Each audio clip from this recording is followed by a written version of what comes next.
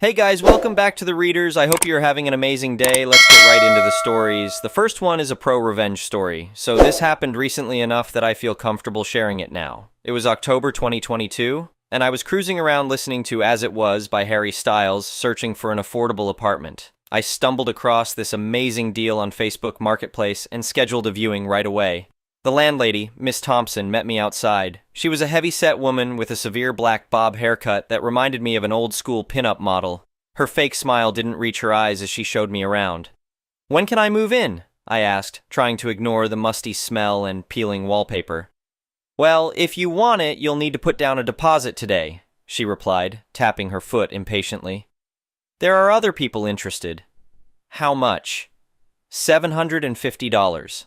Half month's rent. The place wasn't great, but the price was right. "Deal," I said. I rushed to my bank, withdrew the cash, and met her back at the apartment. We signed a standard lease agreement, and I asked about the keys.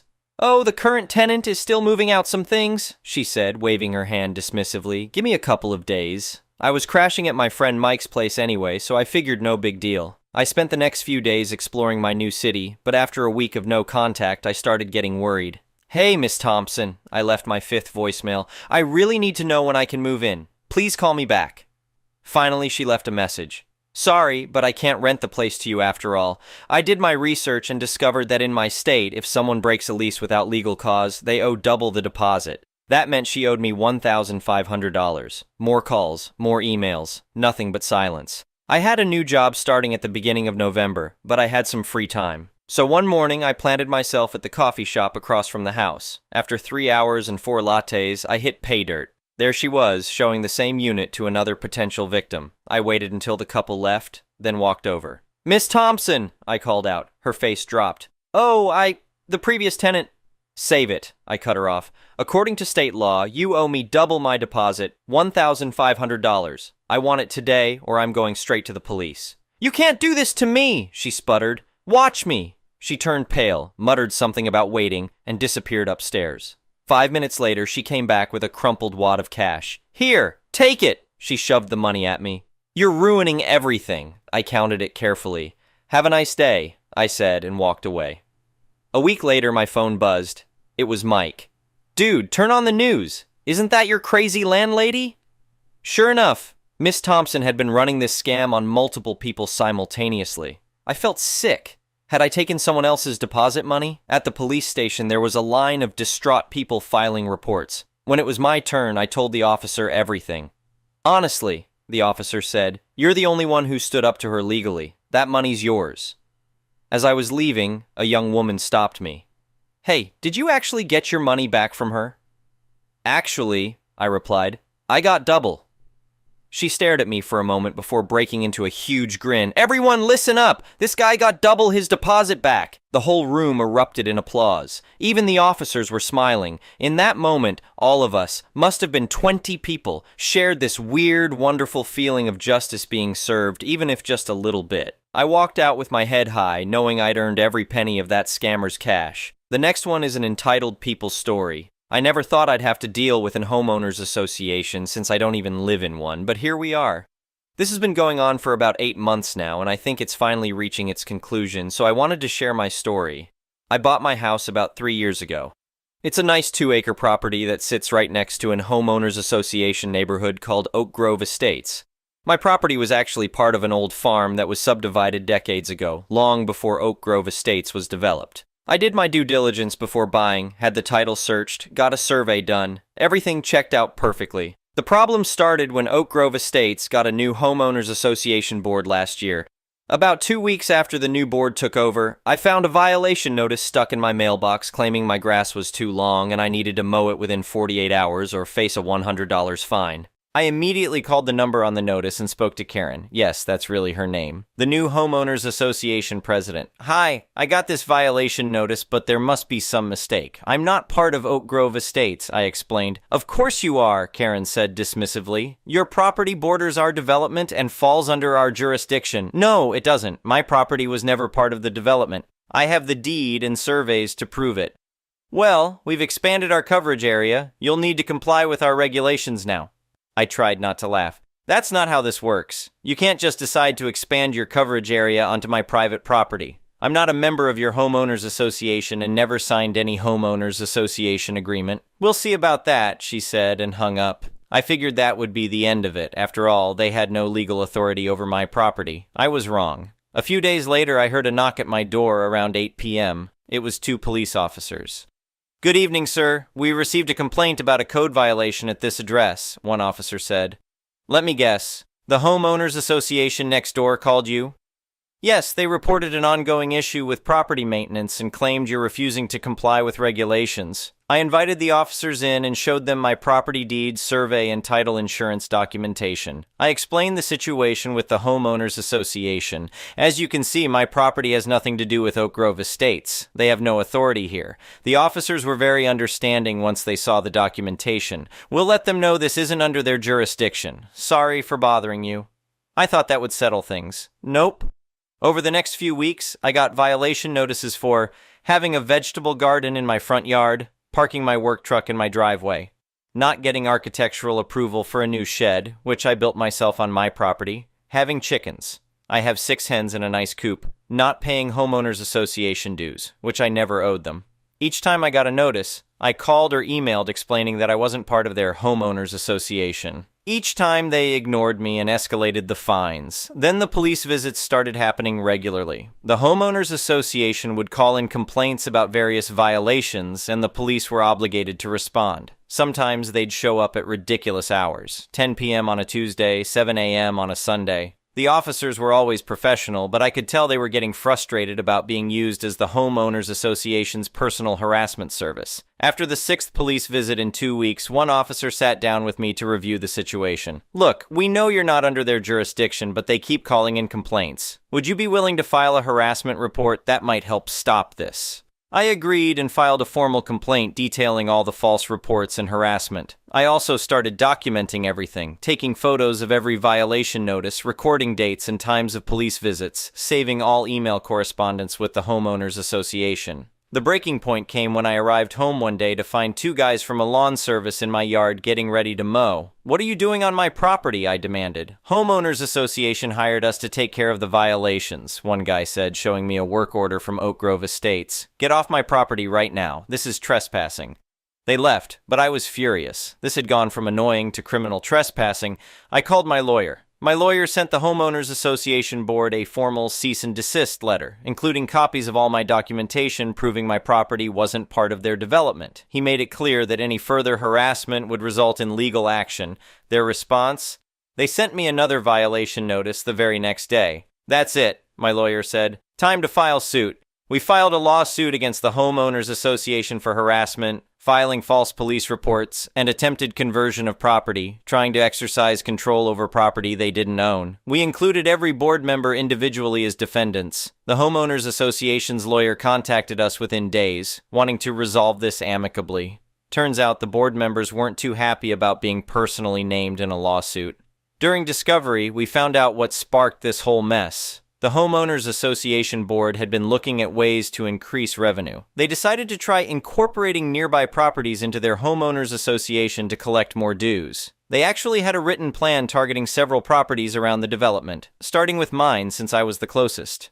They genuinely thought they could just decide to extend their authority over neighboring properties without any legal basis whatsoever. When confronted with this document during depositions, Karen tried to defend it. "We were just trying to maintain neighborhood standards and property values. These outside properties affect our community's appearance." My lawyer responded, "So you decided to harass my client and file false police reports because you don't like how his property looks?"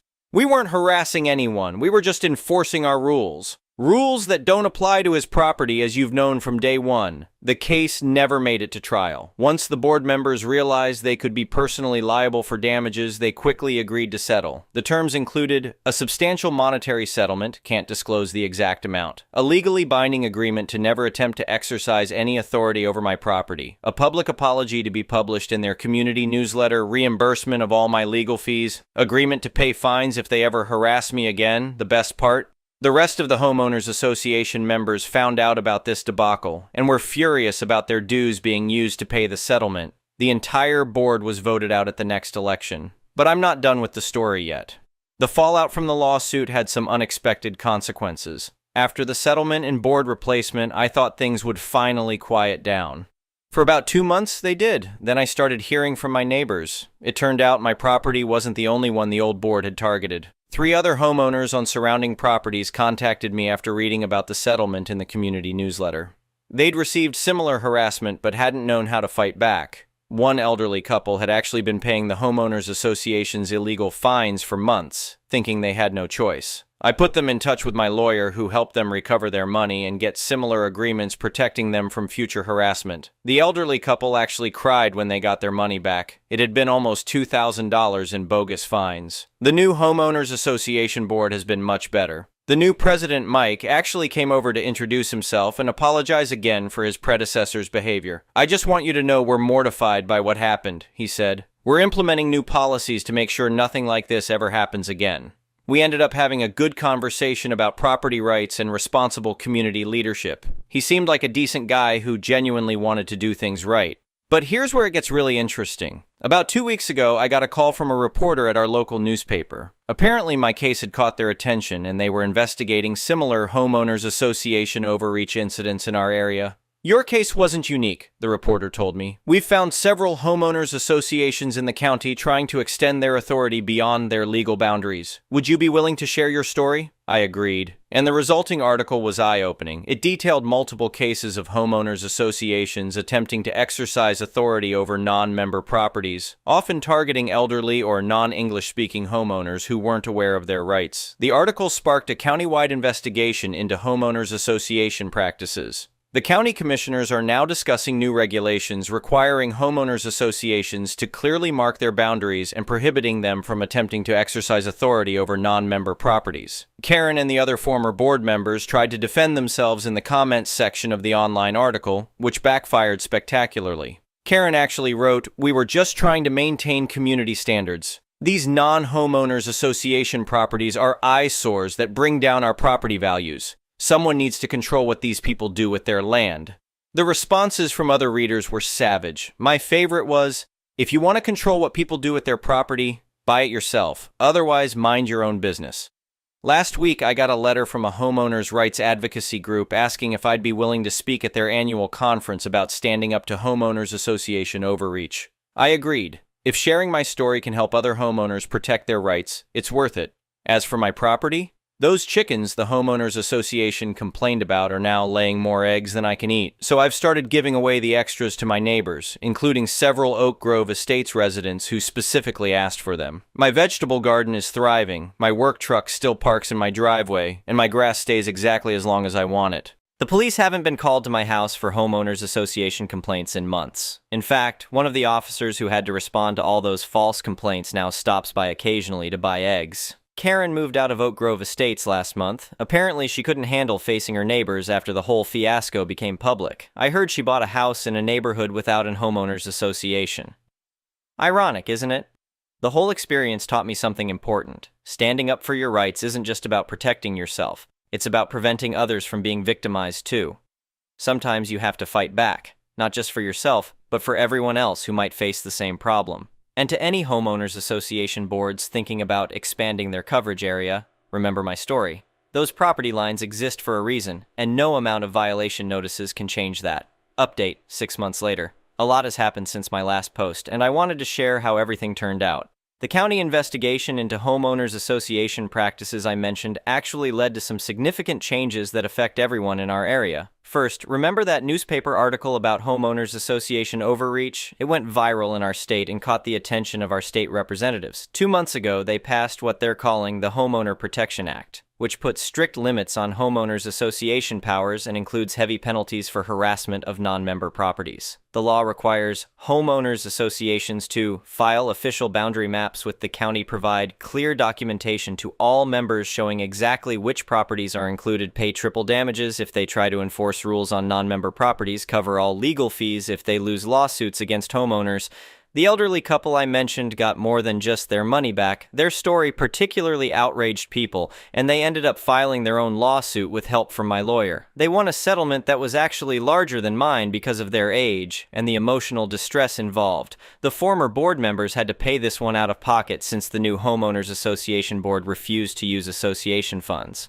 I spoke at that homeowners' rights conference, and it was eye-opening. I met dozens of people who'd faced similar situations. One guy had an homeowners association try to force him to tear down a wheelchair ramp he built for his disabled wife, even though his property wasn't part of their association. Another had been harassed about her home-based daycare business. The conference organizers asked me to help create a guide for homeowners dealing with homeowners association harassment. We put together a step-by-step handbook that includes how to document harassment, sample cease and desist letters, what legal documents you need to prove your property status, when to involve law enforcement, how to find a good real estate lawyer. They're distributing it free online, and it's already helped several homeowners stand up to similar harassment. Remember Mike, the new Homeowners Association president? He's actually turned things around completely. He invited me to speak at an homeowners association meeting as a guest, not a member, to help educate everyone about property rights and boundaries. The reception was surprisingly positive. Several members came up afterward to apologize for not speaking up sooner about the old board's behavior. Mike implemented new policies requiring board members to take a property law course before serving. He also set up an ethics committee to review complaints about board actions. The Homeowners Association's lawyer now has to review any enforcement actions before they're taken, which has pretty much eliminated frivolous violations. As for Karen, there's an interesting twist there. She tried to buy that non-Homeowners Association house I mentioned, but the sale fell through when the sellers Googled her name and found the newspaper article about our case. They didn't want to sell to someone with her history of property disputes. She ended up moving to another state entirely. The other former board members haven't fared much better. One had to step down from her job at a real estate agency because clients kept bringing up the lawsuit. Another lost an election for city council when his opponent made the Homeowners Association scandal a campaign issue. My property has become something of a local symbol. Remember those chickens the Homeowners Association complained about? I now run a small weekend farmers market from my driveway. Completely legal in our county, selling eggs and vegetables from my garden. Several Oak Grove Estates residents are regular customers, and we've built a real sense of community. Ironically, exactly what homeowners associations are supposed to promote. The police officers who had to deal with all those false complaints, they've become friends. One of them actually helped me expand my vegetable garden, and another bought some chickens of his own after seeing how well mine were doing. The county commissioner who spearheaded the Homeowners Association investigation called me last week. They're putting together a task force to review and update all local property regulations, and they want me to serve as a citizen representative. I accepted. Someone needs to speak up for individual property rights. My lawyer says our case has been cited in 3 other lawsuits against homeowners associations in neighboring counties. It's becoming a precedent for dealing with homeowners association overreach, which feels pretty good. The whole experience has taught me that standing up for yourself can have ripple effects you never expected. What started as defending my property rights ended up helping change laws and protect other homeowners. To everyone dealing with homeowners association harassment, document everything, know your rights, and don't be afraid to fight back. You're not just standing up for yourself, you're standing up for everyone who might face the same situation in the future. As for me, my property stays exactly as I want it, chickens, vegetable garden, work truck and all. And now I have a stack of no homeowners association jurisdiction signs, courtesy of the county's new regulations, posted along my property line. Haven't had a single violation notice since. Sometimes the best revenge isn't getting even, it's making sure no one else has to go through what you did. That's what real justice looks like. The next one is a malicious compliances story. My girlfriend was having issues with her micromanaging boss and made me remember this orchestrated malicious compliance we did back around 2003. 04 when I was working for a consulting company. The client we were working for was a bank that had us working from the -2 basement, which consisted on a warehouse full with ATM replacements parts and another retrofitted warehouse with desks for us. You can imagine the type. Flickering neon lights, ventilation columns. Only thing resembling a window was a poster of a window the consulting company hung up on one wall. Cell phones weren't that common then, internet was kinda on, but everything was blocked because of the bank's firewall. We had to access Google via IP address. Working there was hard. Only distraction was having a talk around the water cooler and going upstairs to get a coffee. We were like 30 people, split into 2 big teams doing COBOL and one smaller one doing web, .NET, and whatever else somebody asked them the manager to deliver. I was part of the smaller one. The client asked us to track how long it took to finish each task. This was handled by each of the 3 team leaders, and people had a little bit of leeway on how to report hours spent. So, each team member would tell team leader whenever a task was finished and how long it took. It worked pretty well because team leaders were chill and the guys were serious and didn't slack much. The manager, let's call him micromanager since he was all about micromanaging, but also because he was short AF, calls me one. I was kinda jack of all trades back then. And my team leader, TL as in team leader, but also he was tall AF, so too long, one day and says, "Look guys, I have a feeling we are not working hard enough. I need to be able to report the exact amount of time we spend on each task to the client. I want you to have some kind of software so people can input the time they spend on each thing."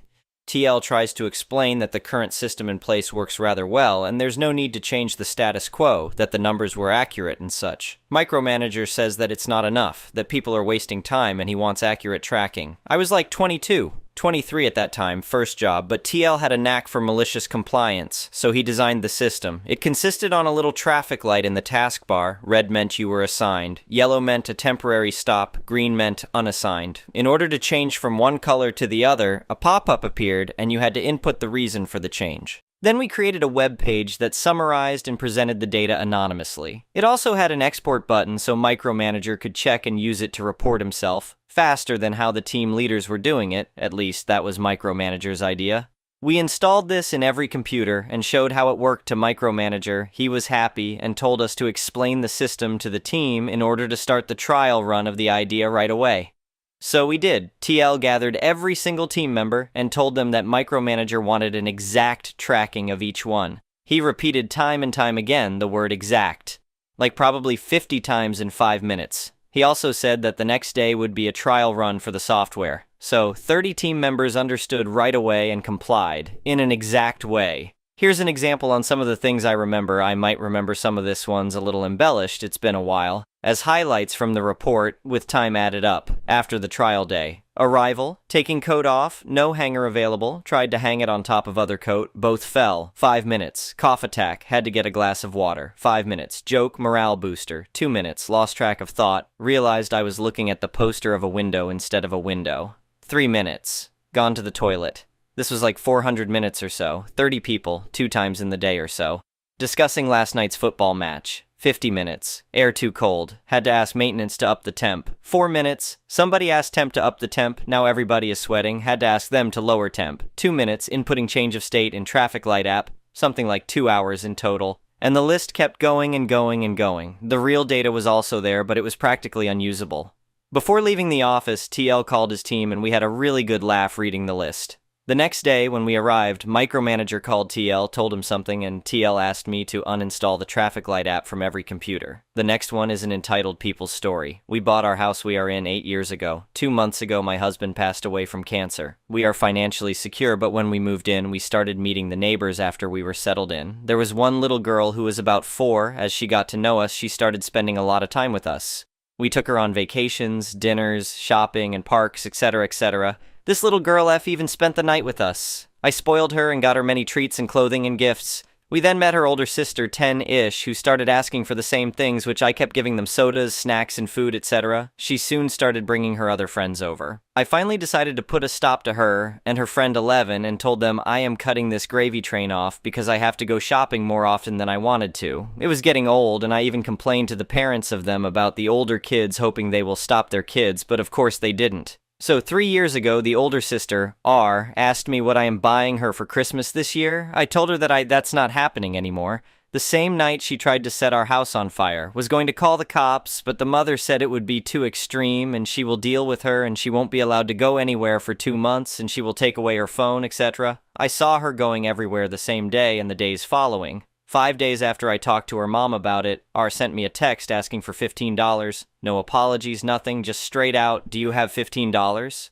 I forwarded that text to her mom and nope, nothing. So I stopped acknowledging her when I saw her anywhere, just ignored her. She started tossing things in our swimming pool. My husband told them that he was done with their child and he put more security cameras around our house. She has major anger issues. She tried to get her guy friends to take out the cameras, and of course we saw that and called the cops and showed them the proof. They talked to the boys who said R had offered to let them feel her up if they damaged our cameras. My husband said if they ever come close to our home or vehicles, they will be carried away in a body bag, which scared them. The family rented their house out and moved far away. But 6 months ago, they moved back into their house. I still ignore the free moocher. She kept sending F over to ask for so many things, which mostly included food, but not limited to. So she now knows that I won't budge. Plus, now she is 17 and F is 12. The mother kicked the older monster out because she couldn't handle her. She steals from everyone and anyone. Stores, parents, friends, and neighbors. I blame the mother for not disciplining her when she should have. Now, F has started following in the footsteps of her older sister as far as wanting snacks and drinks. She asked for bottled water many times. One day I told her that she should drink tap water, and she said she hates the tap water, and she too started bringing a friend around.